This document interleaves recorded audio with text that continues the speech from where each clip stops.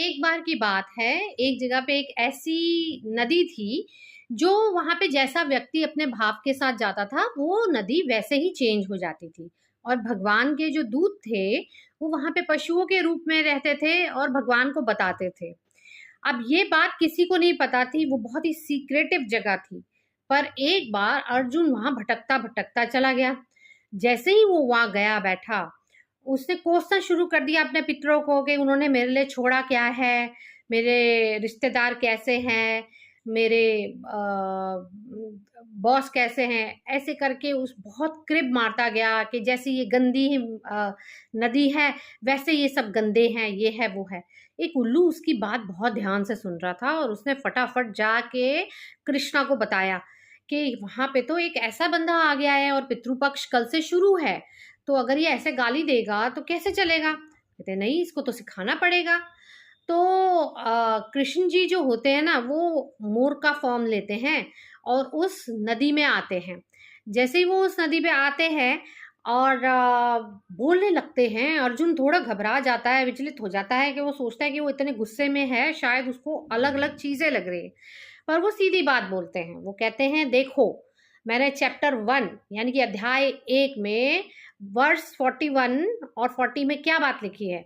तुमने गीता नहीं पढ़ी तो तुम गीता जाके पढ़ो पहले।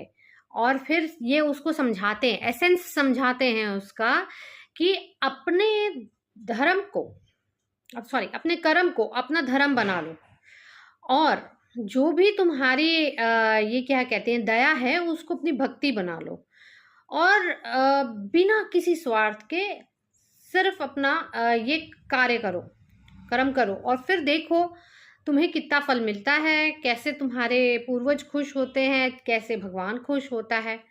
अब उसको समझ में नहीं आती यार ये क्या बोल रहे हैं, पर वो चला जाता है। क्योंकि पितृपक्ष शुरू हो गया तो वो गाय माता को रोज खाना देने जाता है, रोज नाम जाप करता है और ये 15 दिन के पितृपक्ष की बात नहीं होती, उसके बाद वो रूटीन बना लेता है। अचानक से उसको उसके रिश्ते संवरने लगते हैं, अचानक से उसको इंटरव्यू कॉल आती है। तो एक दिन जब वो बहुत सक्सेसफुल हो जाता है और ये उसका रूटीन बन जाता है, बिना किसी स्वार्थ के वो करता जाता है, तो वो उसको याद आता है यार नदी को थैंक यू बोलना है। तो वो वापस उस नदी के पास जाता है, तो उसकी आंखें चमक जाती हैं। जैसे ही वो नदी के पास जाता है, उसके सारे पितृ वहां होते हैं और उसको बहुत बहुत धन्यवाद कर रहे होते हैं और आशीर्वाद दे रहे होते हैं।